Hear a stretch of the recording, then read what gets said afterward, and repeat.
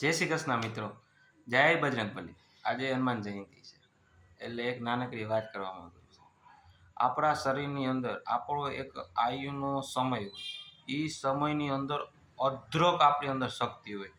જો તેનો ઉપયોગ સહી સારા કામમાં સહી રીતે શક્તિનો અદ્રક ઉપયોગ થાય, બરાબર છે, તો એ કામ સફળતાપૂર્વક થાય છે।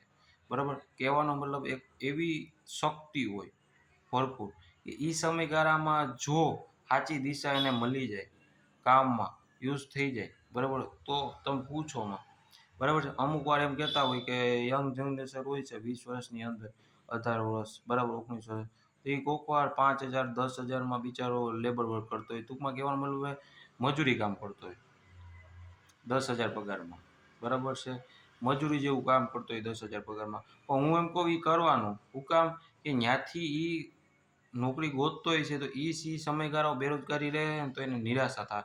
એના કરતાં કામ કરતો રહે ને તો કરતો રહે ને તો એનો શક્તિનો સહી ઉપયોગ થાય અને એની પાસે બે પૈસા આવશે, બેરોજગારીમાં નહીં આવે। કહેવાનો મતલબ એક સમય એવું તમારી ઉંમરનું હોય ને, અદ્રક શક્તિ હોય છે, જો એનો ઉપયોગ એ શક્તિનો સાચા રસ્તા ઉપર સાચી જગ્યાએ થઈ જાય ક્લિક, એટલે પૂછોમાં તમે। એટલે નાનકડી એક વાર્તા છે, બીજી કંઈ રૂપમાં નથી, કે હનુમાન દાદા જ્યારે નાના હતા એની કોઈ અદ્રક શક્તિ હતી, ત્યારે એ નાનું કરતા રહેતા, તો એકવાર એનાથી એક ઋષિમુનિ હતા, એ તપ કરતા હતા, ત્યાં એનાથી ભૂલથી એક સર્પ ને બધું રહી ગયું હતું, બરાબર છે। તો ત્યારે એ ઋષિમુનિએ એને એવો શ્રાપ આપ્યો હતો કે જ્યાં સુધી તમને તમારી શક્તિનો યાદ નહીં કરાવે કોઈ, ત્યાં સુધી તમે તે શક્તિનો યુઝ નહીં કરી શકો, બરાબર છે।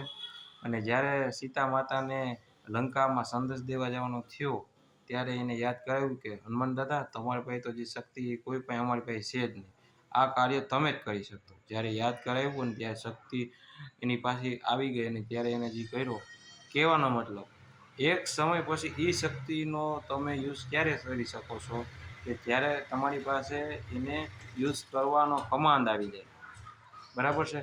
ત્યાં સુધી તમારે કંઈક ને કંઈક કાર્યમાં રહીચું પીચું રહેવું પડે, કંઈક ને કંઈક કાર્યમાં તમારા શરીરને લગાડી દેવું પડે, તમારા શક્તિને એમાં યુઝ કરવો જોઈએ, બરાબર।